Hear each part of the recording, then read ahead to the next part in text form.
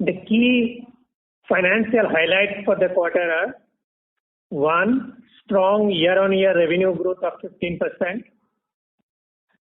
2. Healthy gross margin at 56%. 3. EBITDA margin of 26.3% and EBITDA growth of 47% adjusted for settlement income in last year. 4. PBT margin of 19.9% and PBT growth of 74% adjusted for settlement income in last year. 5. Strong free cash flow generation of rupees 925 crore before payout for business acquisition from Wokat. And 6. Q1 FY21 annualized return on capital employed of 23.6%. Let me take you through these in a bit more detail. For this section, all the amounts are translated into US dollar at a convenience translation rate of rupees 75.53, which is the rate as of 30th June 2020. Consolidated revenues for the quarter stood at rupees 4,418 crores, that is $585 million, and grew by 15% on year-on-year basis and remained flat on a sequential quarter basis. Year-on-year growth has been supported by 88% growth in PSAI, 48% growth in Europe, 9% growth in emerging markets, 6% growth in energy, with a decline of 10% in India. Sequentially, the sales were impacted due to decline in volume in our global generics business, which was offset with a growth in PSAI business. Consolidated gross profit margin for this quarter has been 56%, with an increase of 430 basis points year-on-year and 450 basis points quarter-on-quarter. This increase was driven by favorable forex rate, better product mix, and improved productivity. Gross margin for the global generics and PSAI were at 61.4% and 33.4% for the quarter. The SG&A spend for the quarter is rupees 1,279 crores, that is $169 million, and increased by 6% year-on-year, 5% quarter-on-quarter. The increase is primarily attributable to higher freight due to shortage of carriers for exports. The R&D spend for the quarter is rupees 398 crores, that is $53 million, and is at 9% of sales. Most of the product development activities continued during the quarter, including development of a few COVID-19 related products. The EBITDA for the quarter is rupees 1,162 crores, that is $154 million, which is 26.3% of the revenue. EBITDA grew by 2% year-on-year on a reported basis and 47% adjusted for settlement income in previous year. Sequentially, EBITDA grew by 16%. The strong growth is reflective of improvement in gross margin and productivity.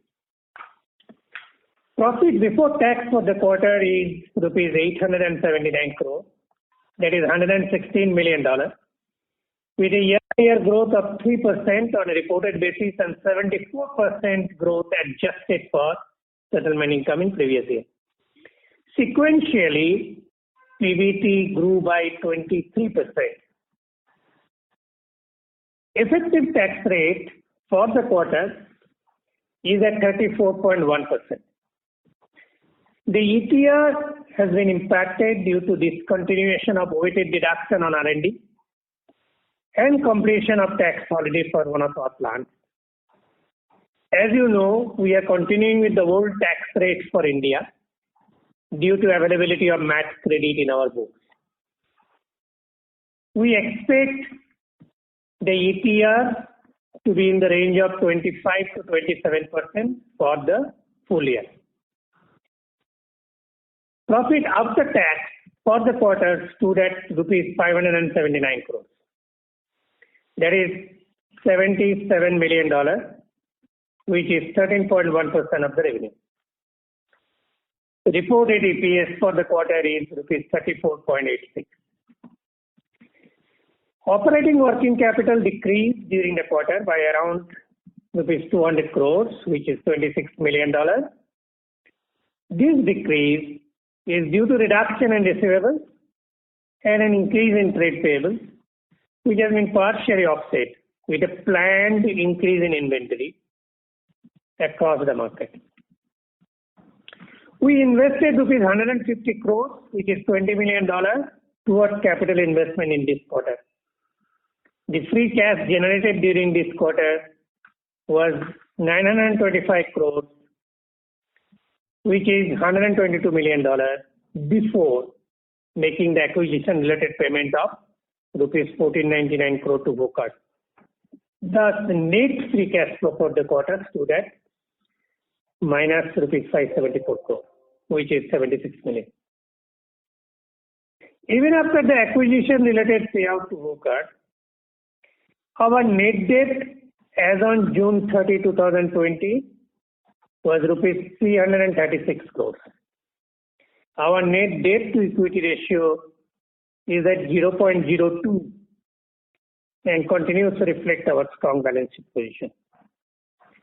Foreign currency cash flow hedges for the next 9 months in the form of derivatives for US dollar are approximately $260 million, largely hedged around the range of rupees 73 to rupees 77 to the dollar. In addition, we have cash flow hedges of ruble 2,600 million at the rate of rupees 1.045 to the ruble, maturing over the next 9 months. With this, I now request Reddy to take through the key business highlights. Thank you, Shaiman. Good morning and good evening to everyone. Hope you and your families continue to remain safe and well in the midst of this pandemic. I thank all of our associates across the world whose relentless efforts and hard work have helped to ensure continued availability of medicines for our patients and customers across the geographies. The strong results of the current quarters in terms of sales growth, improvement in EBITDA margin, and healthy cash generation reflects our continued commitment to the organization's purpose while consistently improving our business performance irrespectively of the challenging circumstances. While many of our markets have been impacted by reduction in demand due to COVID-19 related lockdowns and economic slowdown, we continue to work toward mitigating the risk to focus on increasing market share, launch of new products, and improvement in productivity. Despite current challenges, we continue to progress well to implement our strategy and continue to explore more avenues of growth for each of our business. During this quarter, we successfully completed acquisitions of select business from Vocart, and we are gearing toward reviving these brands back on growth trajectory.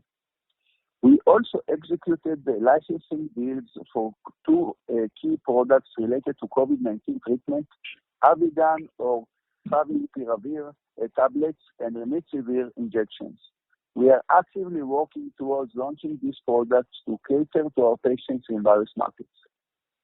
Now let me take you through the key business highlights for each of our businesses. Please note that all the references to the numbers in these sections are in respective local currencies.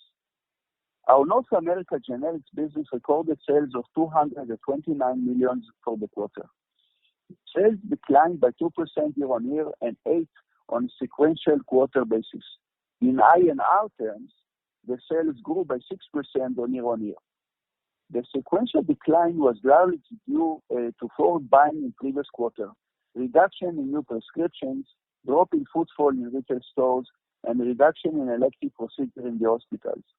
We launched 6 new products during this quarter, including abiraterone, acetate tablets, and colchicine tablets. We are on track to launch more than 25 new products in this fiscal, including some niche and limited competition products. Our Europe business recorded sales of 43 million euros with a strong year-to-year growth of 30% and a decline of 1% sequentially. The year-on-year growth was seen across markets and was driven by improvement in both base business and new product launches. During the quarter, we launched 7 products in Germany, 2 products each in the UK and Spain, 4 products in Italy, and 1 product in France. Our emerging markets business recorded sales of 798 crores rupees with a year-on-year growth of 9% and a decline of 1% sequentially. Within the EM segment, the Russia business declined by 15% in constant currency, both on year-on-year basis and quarter-on-quarter basis. The decline was primarily due to the impacts of COVID-19 related lockdowns, resulting in overall reduction in demand. In the rest of the market, we witnessed mixed patterns of sales performance. China, Vietnam, Myanmar, and Kazakhstan are among the markets that performed well this quarter. During the quarter, we launched 29 new products across the emerging markets. Our India business recorded sales of 626 crores rupees with a year-on-year decline of 10% and a sequential quarter decline of 8%. Here again, the sales were negatively impacted owing to reduction in doctor-patient interactions and prescription generation as a result of the COVID-19 related lockdowns. As various parts of the countries are in different levels of reopening, we expect the sales trend to sequentially improve from this quarter onwards. We launched 4 new products in India market in this quarter. We are preparing to launch both Avigan tabs and remdesivir injection in India in the next few weeks. During this quarter, we integrated the business acquired from Wockhardt and registered sales for a few days. We are placed at market rank of 12th position as per IQVIA on monthly on MAT June 20 basis, an improvement by 1 position after Wockhardt integration. Our PCI business recorded sales of $130 million with a strong year-on-year growth of 74% and a sequential quarters growth of 14%, with an improvement in order book across markets.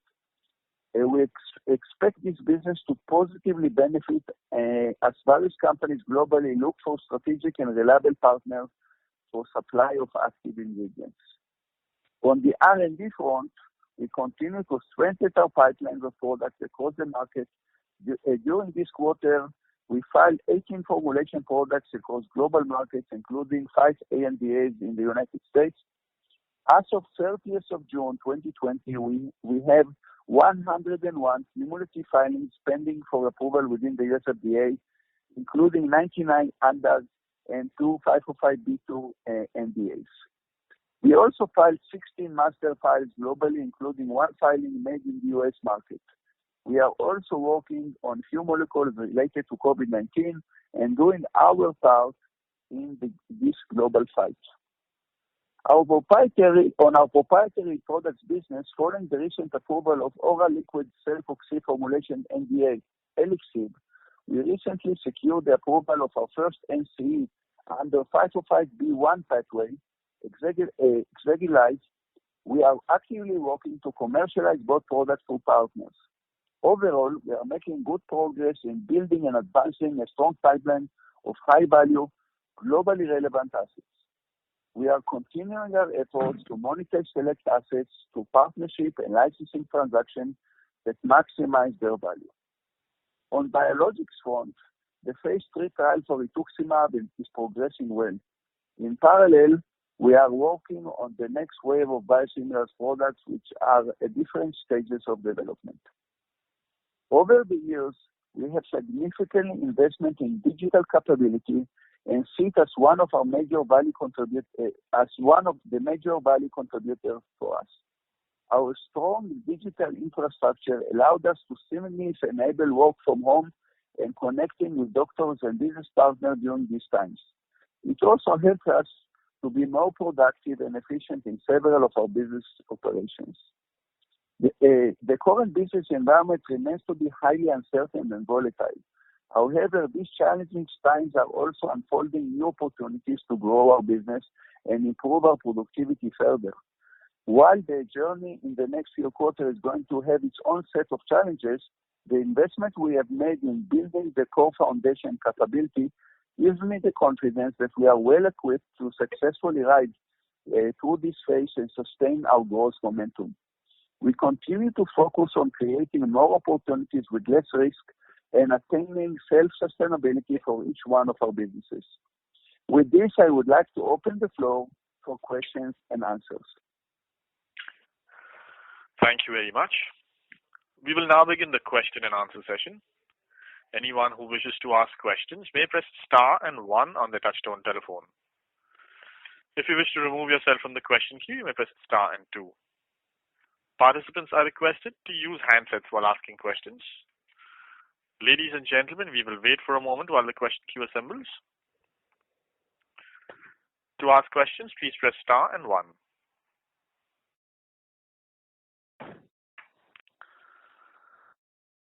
The first question is from the line of Rajesh Kothari from Alpha Accurate Advisors. Please go ahead. Good evening, sir. My first question is with reference to the new regulations in USA, where details are probably not available, but it would be great if you can give your view on how do you see those rules, depending upon your understanding of those rules, and what kind of impact you can think it can happen for your company over medium to long term. And my second question is with related to R&D and SG&A put together, how do you see that number in absolute terms over next FY21, FY22, FY23, whatever way you can give guidance. Thank you.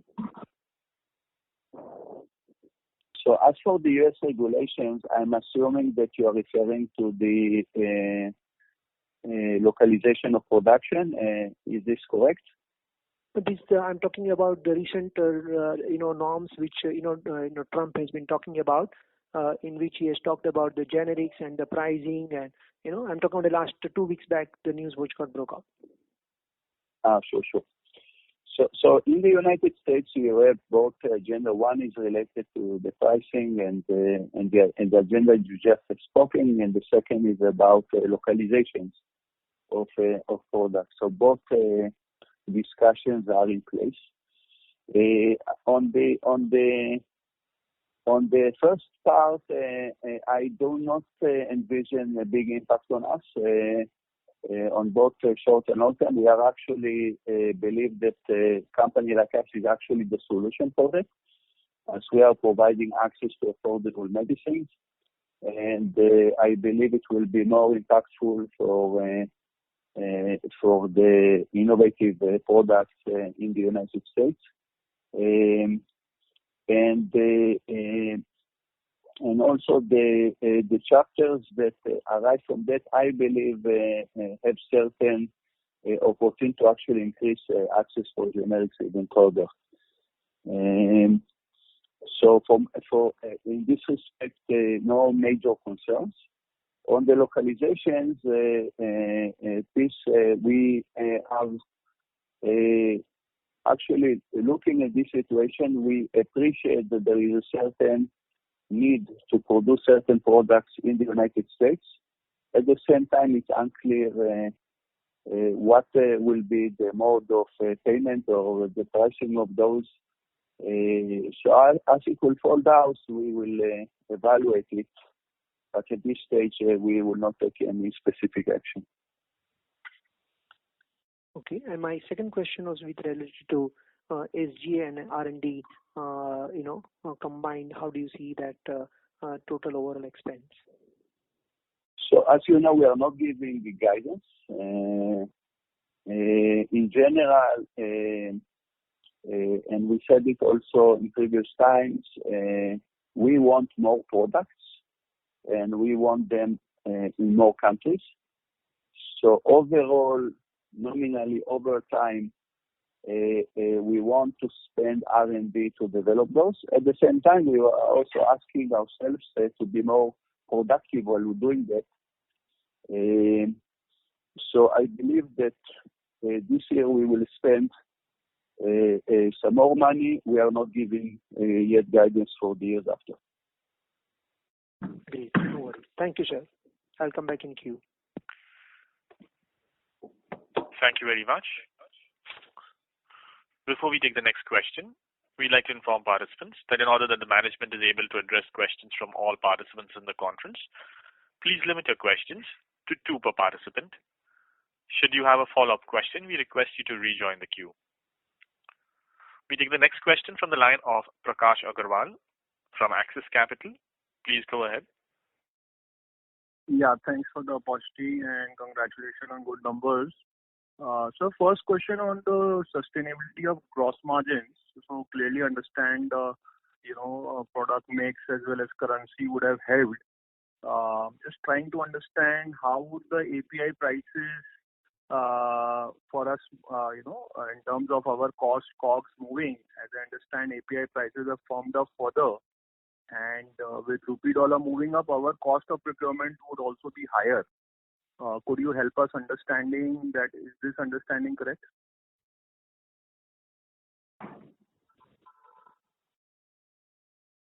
So I'll refer to the API. First, I think that we do see a better sales traction of the API, and indeed the mix is more favorable and helps us in partially in this grow in the gross margins. As we discussed in previous times, the gross margins is not a KPI that we are necessarily manage. Of course, we want it to be as high as possible, but we will not say no for a big business if it will come with 50% gross margin, just because to manage that KPI. So for us, it's a result, and give or take, we are within the framework that we have discussed in previous quarters as well. I believe that the more we will sell of the API, naturally it will favorably impact the gross margin as well, because those products tend to have relatively higher gross margins.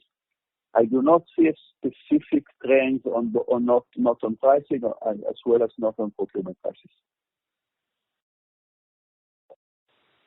So my question was actually on we procuring API at higher prices. Could the gross margin still be sustainable? As I understand, API prices have firmed up. That's what I try to answer. I do not see any specific trends on the procurement prices or on our prices, and I believe that again, with fluctuation, we should be in the same neighborhood that we are today. It could be a little bit less. So at the time we said that we are comfortable. It depends, of course, on the mix of the activities between, let's say, the 51% and 54%. Now we are a bit higher. I believe that we are still comfortable in the same area, and I believe that this area is sustainable. With, of course, can be quarterly fluctuated. Okay, understood. Fair enough. Thank you for that. And the second one is, sir, on the injectable portfolio that we have in US. Given the lockdown, how has that behaved? Has the volumes come down, or is it at the same level? And also some color on pricing of it's US. Coming up. It is coming up. It's coming up, okay. And the US generic pricing in general and Suboxone trends. So that will be all. Thank you so much. Suboxone is doing well. It is doing well and did well also in this quarter for us. Okay. US generic pricing, some trends, sir? How is it done? Two questions only per participant, please. Thank you. I'll answer because I know it's of interest to many people. U.S. prices are more stable at this stage for us. Thank you. We move to the next question. The next question is from Sayan Mukherjee from Nomura. Please go ahead. Yeah, thanks. So two questions. Firstly, on emerging markets, we are seeing some good traction, outside of Russia, CIS. Anything that you would like to point out? Any specific market which did particularly well this quarter? I mentioned China did well, as well as some of the other markets I mentioned, Myanmar, Vietnam. So those markets did fairly well. The markets that are more related to, let's say, either hospital demands or government tenders did better than those markets that were impacted by patient-doctor demands like India or Russia. And this is very natural due to the lockdowns in the first quarter. And so the second question on SG&A, because you mentioned there is freight charges which have gone up, but your sales promotion expenses would have come down. So how do you see that, panning out in the subsequent quarters? And, I remember you had a settlement this quarter. Has that been booked as part of SG&A?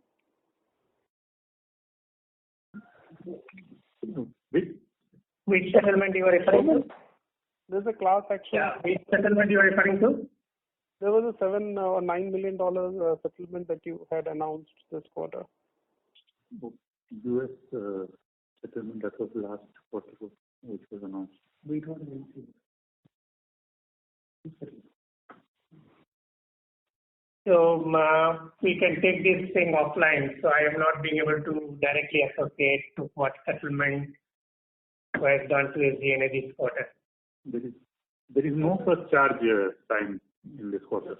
Okay. Sir, can you give some color on how the various parts within SG&A is moving, and how should we think about, freight and other elements, and anything can help us for the coming quarters? So freight will depend on the rate of the carriers. As more air bubbles opening up, we expect things to get normalized in coming quarters. So that will help. So our sales promotion will depend on the kind of sales which we are going to have in the market, which is very dependent on sales promotion. Accordingly, we calibrate. Are you referring to the Sayan, were you referring to the security class action settlement? Yeah. Okay, so that, normally for those kind of things, it comes out of your director and officer, the insurance that you cover. We pay insurance premium every year for those kind of things. Oh, okay. Okay? Yeah, thank you. Thank you. The next question is from the line of Vishal Viray from Aviva Insurance. Please go ahead.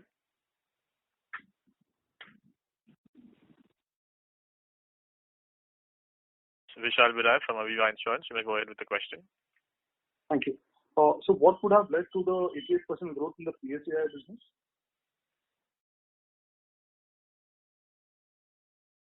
Sorry, I did not capture the question. What led to the growth, you said? Yeah. What was the growth drive? What was the driving factor to achieve this 90% odd growth for the API business? It was across businesses and countries, so it was not related to a specific product. I believe that it's a combination of the following. One, that people needed to de-risk themselves as related to lockdowns and to ensure that they have enough inventory of API. Second is the companies that are looking for additional reliable sources if they were dependent on others or wanted to de-risk it. So we did see big traction of that. API that we send for launch of products as well as R&D products. So it's a combination of all the above.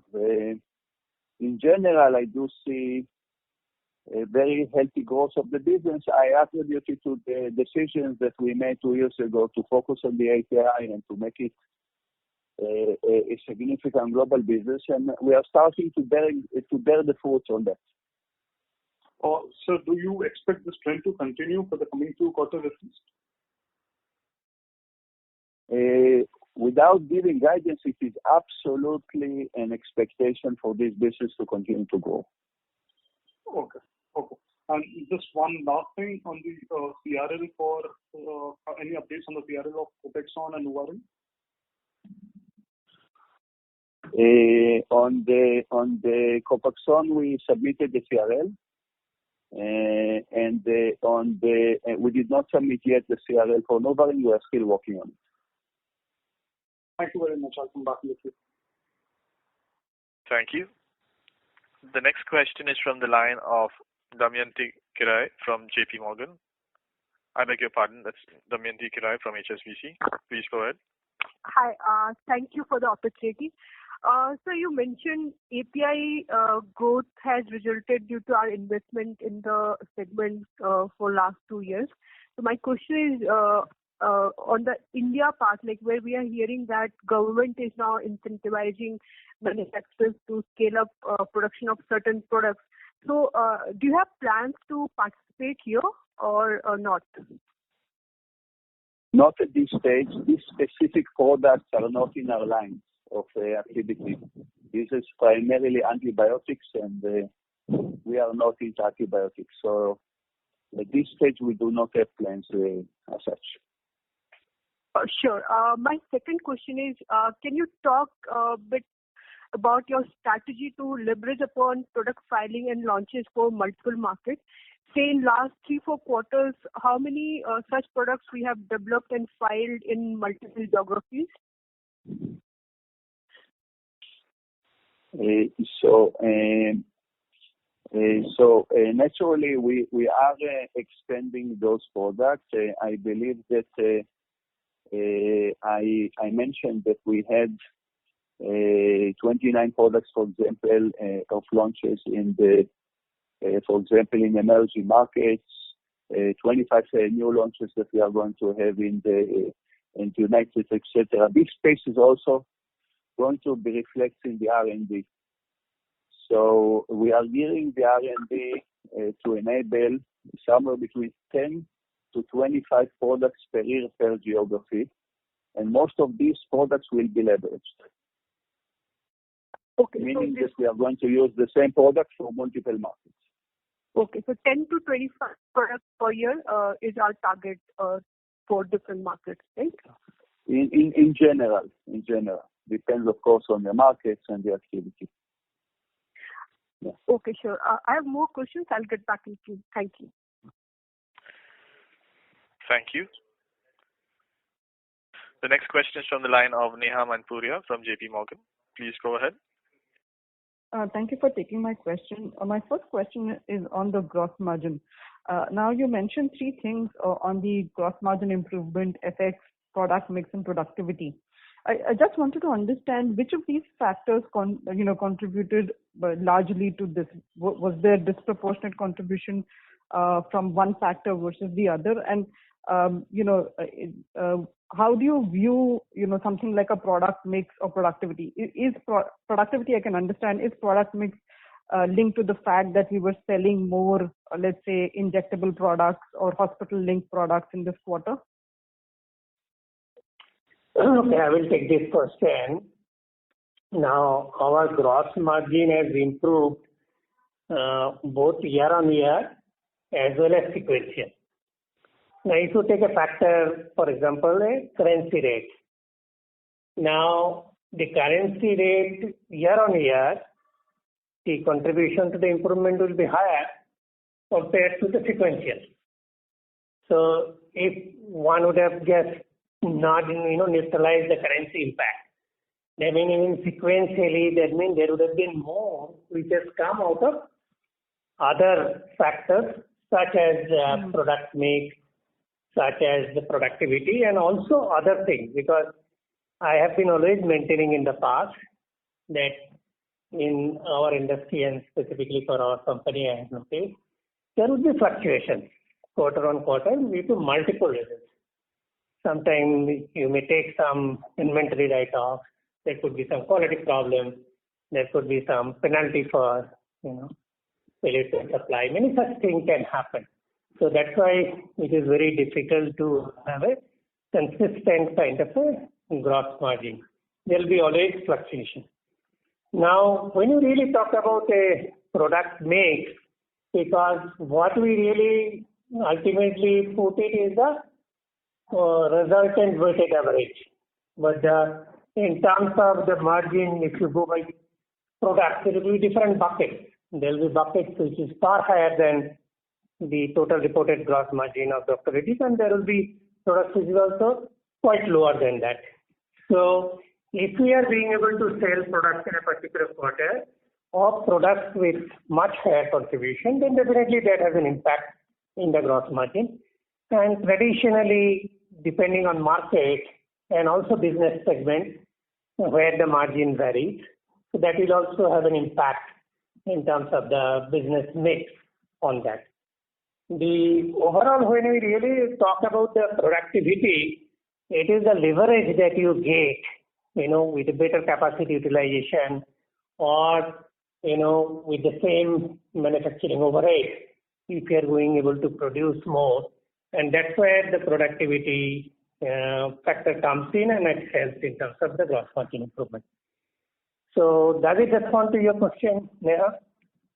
Sir, just to follow up on that, I agree on the effects. Just on productivity, I would have assumed, given the lockdown and volumes coming off, our utilizations would have been lower. So I'm just trying to understand if the product mix was linked to the fact that COVID benefited certain sale of certain type of products or certain bucket of product. Would that be a fair understanding? I think the whole thing. Please continue. So not really. First of all, we did not lose much output because of COVID. So our people found a way to make the relevant output almost uninterrupted, almost undisrupted. So relatively to that, and this is again, I want to thank my colleagues, my associates for doing that. Second, there is no real correlation between COVID and the mix of products. We send to the customers basically what they needed. I think it's more of the fact that we are leveraging more and we are doing it more efficiently. And it always helps if there are more new products. So normally new products will be with higher contribution. Yeah, we can move on. Thank you. The next question is from the line of Anubhav Agarwal from Credit Suisse. Please go ahead. Yeah, hi. Good evening. One question on the acquired portfolio from Wockhardt. Just wanted to get some sense. Now you would have had a deeper look at the portfolio. In your first assessment, where do you see this portfolio lacking?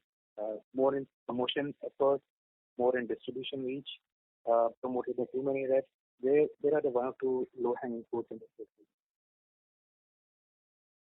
I believe that the main opportunity is that the brands were not fully utilized, or the brand recognition, as Wockhardt did not have the means due to their financial issues to invest in them in order to get the full brand recognition.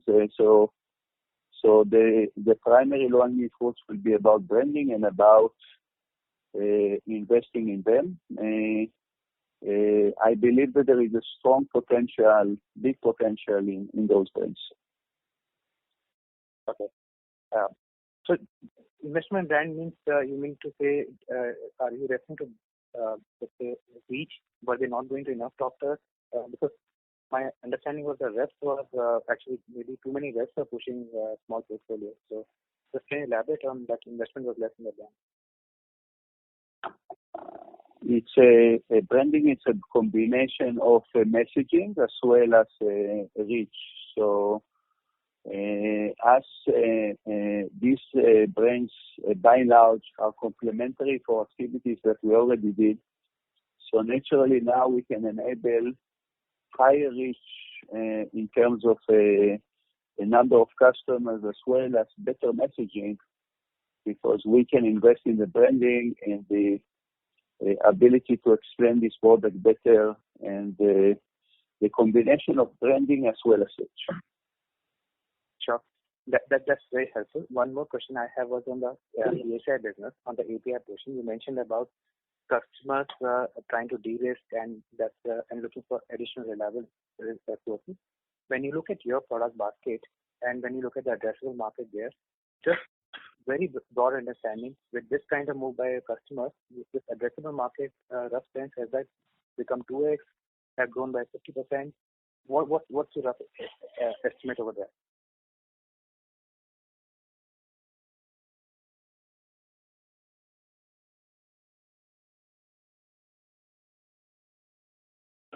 Sorry, I did not. Yeah, see, Yeah, can you repeat the question once again? We didn't get it very clearly. Sorry. I was saying that on the PSI business, with several of our customers now looking for more additional reliable source of supply, trying to de-risk, certainly the opportunity set for us in the products that we're playing has increased. So I was just trying to get let's say, some measure of how much of our addressable market has increased by, let's say, if what the opportunity was X earlier, has it become 2X now, 1.5X, etc.? Just trying to understand that kind of metrics. Because I appreciate that in 1 year we cannot see all kind of growth, but that may translate to our growth in next 2 or 3 years. So it's not working exactly like that, as you know that there is time in which the qualifications of products are coming. So I think the way you need to say it on the API is that we will have more and more molecules that will have two types of contribution to our strategy. One, that they will gain more market share as we are becoming more efficient. At the same time, we have a better integration, and this is a help to continue to improve our gross margin. This is the two contributions of the API. As for the risk, indeed there was a certain tractions that came, but this is the way we normally do. That we are trying to see those areas or those opportunities in which companies do not have or have one suppliers, or maybe want to de-risk certain products, and then we are trying to qualify an alternate source. This helps also in this quarter, and will continue to do also in the future. Overall, I think what you're looking for is to know whether this business will grow, and I believe it will. Sure. Thank you, Reddy. Thank you. Thank you. The next question is from the line of Sushmit Patodia from Motilal Oswal Asset Management. Please go ahead.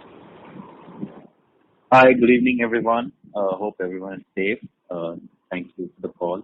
Wanted to check a couple of things. Is there any part of the Wockhardt numbers which is integrated in this quarter? Because the transaction concluded on the 10th of June. Yeah, for 20 days, sales and profits are there in this. So for 20 days it is there, right? Yes. Okay. And just one request on Wockhardt, if whenever you get the opportunity and time, if you could take us through the Wockhardt portfolio separately on a call, it'll be great, just to understand where we are on that journey. That's just a request from us to the management. And secondly, sir, you said tax rate will be 25 to 26%, while the benefit that has gone away is on a plant. So if you can explain to us how this will come down from the current tax rate of this quarter. So what I gave a guidance of 25 to 27% for the full year. For the quarter, of course, it was at 34.1%. Now, the main contributory factor is the weighted deduction on R&D, which used to be there. It is no more available now. Correct. Now, of course, with the weighted deduction on R&D going away and other tax incentives going away, the government of India has also reduced the tax rate. That is a new tax rate. That is an option one could have taken, but for us, it didn't make sense because we had quite a bit of MAT credit available in our books. So we want to wait for utilizing them because this is something with a higher tax implication that you can utilize. Once we utilize, then we will switch over to the new tax rule, which will be then lower. Till that time, you don't get the tax incentive. So one of the major contribution is weighted deduction on R&D gone. Second is in one of the plants where we had the time period for which holiday the tax, the time period got over. So both these factors combining led to the 34.1% tax rate for the quarter. So you didn't use the MAT credit for this quarter, is that correct? Which you will use for the next year? So it all depends on the year basis, MAT. Sometimes there will be a fluctuation. If you recall last year, overall our ETR was negative. The year normally it would have been 21 to 23% in this range here normally. But last year it just happened that because of multiple things, it became a negative. So this year we have started on a higher, but hopefully for the year we can manage at 25 to 27. That's what it is. Sir, if I can squeeze in one more question, please. Yeah, please. Yeah, sir, there are a couple of other companies that have reported the first quarter numbers, and the India business margins have gone up significantly because of lower marketing spend. So is it fair to assume that your India business margins would also gone up significantly quarter on quarter, and the other expenditure not going down is maybe entirely due to the freight cost and servicing of foreign orders? First, we don't report geography-wise, the margin. We report the sales. But it will be fair to say that even though there has been a decline in sales, it didn't necessarily mean a decline in absolute margin that we would have got from India. Got it. Perfect. Thank you, sir. I leave there. Yeah. Thank you, sir. That's good. Thank you. The next question is from Vishal Manchanda from Nirmal Bang. Please go ahead. Thanks for the opportunity. I have a question on Revlimid. Could you share when is the trial hearing scheduled? We haven't got the date. We haven't got the date.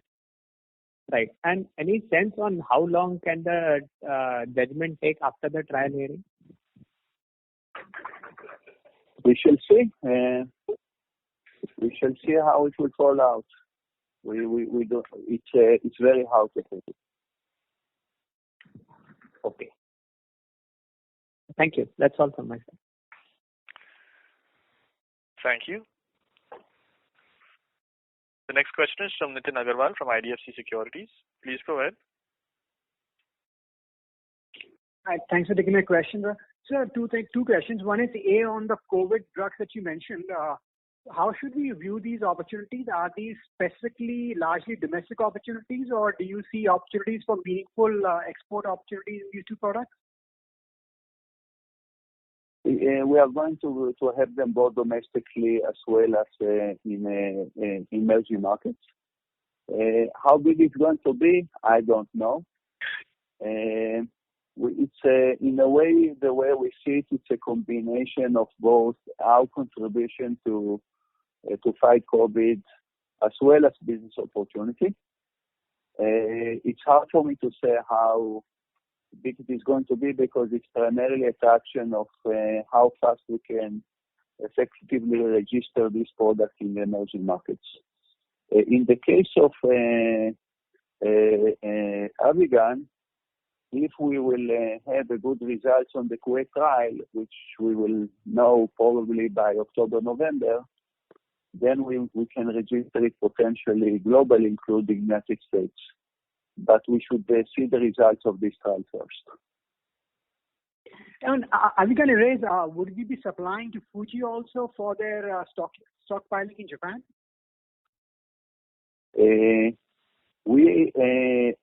Right now they are making the products for Japan. We are not producing for Japan. But the plan is if these products will pick up well, that we will be the global producer of this product globally. At this stage, we are not making for Japan. Got it. Thank you. And my second question is you talked about the opportunities for the PCI business. Does it, really, so from my investment perspective, does it entail for us significantly increasing our investments in PCI going forward? How are we looking at the capex part of it? So PCI is absolutely a space in which we are investing primarily on R&D. At this stage, we have enough capacity, so I don't envision putting more sites or stuff like that. We are looking from time to time for business development if this is certain capabilities that we do not have. But overall, the main investment in API is in R&D. Okay. If I can squeeze one last associated question on that, what opportunities do you see in the CDMO space in the PSAI business, in the custom services business, which you've now put out into a separate subsidiary? How has that been performing? It is performing well, and I see it as a growing business for us. Okay. Thank you, and best of luck. Thank you. The next question is from the line of Sameer Baisiwala from Morgan Stanley. Please go ahead. Thanks, and good evening, everyone. So is it possible for you to update us on the India business and Russia business? In July, how is it doing versus pre-COVID levels? In both cases, I believe that certain areas, certain cities are opening up. We see positive tractions on that.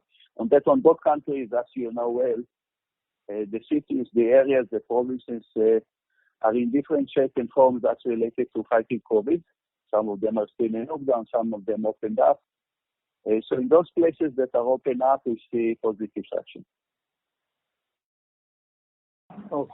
Okay, great. And so second question is on NuvaRing. When do you expect to do refiling with US FDA? It's going to be within the next few months. We do have a delay in the submission. We are still working on some trials on that. Okay, and with your permission, so one last one from my side, and that is, how are you thinking about more M&A opportunities? Anything that you can outline with geographies, which assets you're looking, and would these be more sizable than Wockhardt or around the same ballpark? So we do see next quarter, we believe we'll go back to a surplus of cash. So we do have a lot of financial capacities in the same lines that we introduced in the last few quarters, which means that we potentially can risk up to 2 times EBITDA if we find the opportunity for that. The type of transactions that we are looking are primarily in emerging markets, primarily within the emerging markets in India. So the Wockhardt type of a deal is the type of deal that we like, meaning get the products, get the assets, and integrate it relatively fast into your business. That's the type of businesses we are looking for.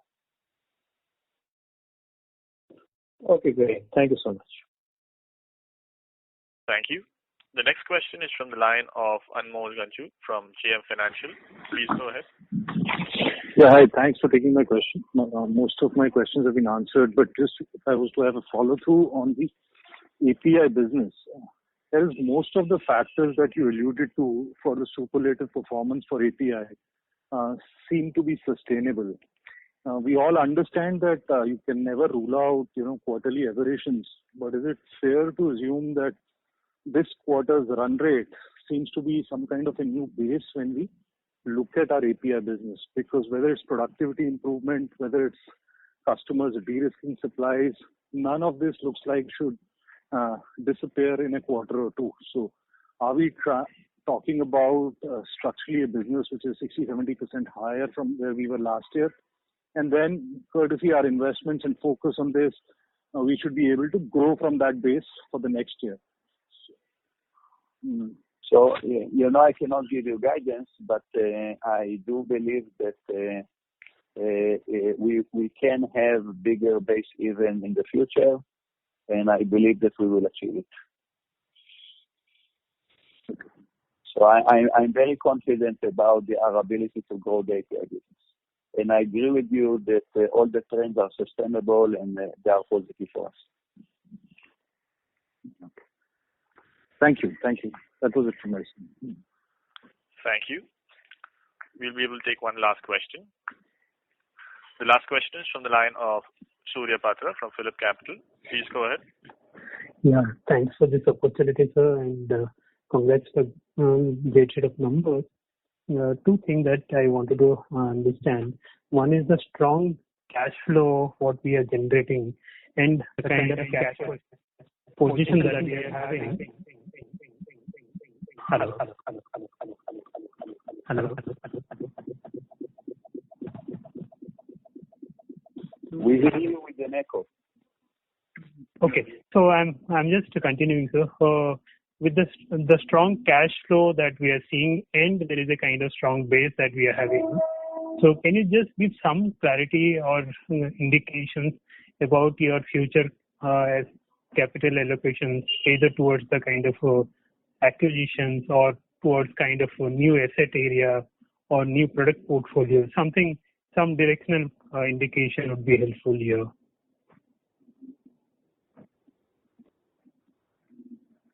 Someone, should you take it? Yeah. So our main lever for future growth is R&D.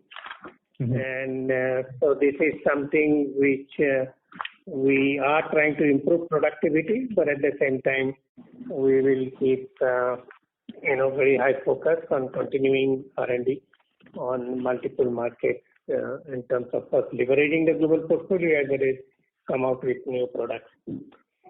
Then we have a lot of appetite for inorganic growth, and already Reddy has talked about it. If we get a focused kind of target in India, we will be very interested to pursue. But beyond India also, there are other strategic spaces and a specific kind of targets that we have. At any point of time, we are doing a lot of diligence. So we'll have to see whether we are being successful or not, but that is a possible area. Okay. There's a huge ROI that we can get out of digital, investment on the digital capability and the platform that we have built in the past, and we are continuing to do so even now and in the future. That is another area. CapEx, I already alluded to earlier that we would be spending more than 1,000 crores for the year for capacity creation in specific areas. For the quarter, the cash outflow was much less at only 150 crores. Yes. But the year we will still have, that kind of, capital allocation. And so, but there are multiple areas, including, we have increased our capital allocation for dividend distribution this year. And we also, focus on the leadership development. So there are multiple areas on which we plan but we always review. For us, it is a dynamic, allocation depending on our strategy, and we want to ensure that we are being able to execute on our strategy, and capital allocation doesn't come on the way. Okay. Did I respond to your question? Yeah, greatly, sir. Second question was around also the point that you have mentioned about the the digital capability what you are trying to enhance. So whether that will have a kind of meaningful impact on the overall margin scenario for the company, one. And secondly, despite having seen a kind of sequential revenue decline on our branded business like here in India as well as Russia, and also to some extent sequential decline in the US business because of the COVID factor, the gross margin scenario has sequentially improved. Although we have discussed a lot about the gross margin factor, but if you can, if the branded business are declining, what is really supporting? Whether it is the raw material price correction is quite significant because the crude price factor, or something else. So what is helping, and how influential this digital capability for margin improvement? If you can just talk. So digital helps in multiple ways. Definitely it helps in productivity improvement and consequently on margin. But digital also helps in better quality, and there is so many interlocking that you can do. Digital helps in terms of improving your speed and agility. So overall, the whole idea is that how can we be much more lean, agile? How can we select seamlessly across the value chain, and how we optimize end to end each and every processes that ultimately create value for the company. So that way we have been having a lot of platform thinking within the organization. There are few areas where we have made significant progress even in the past.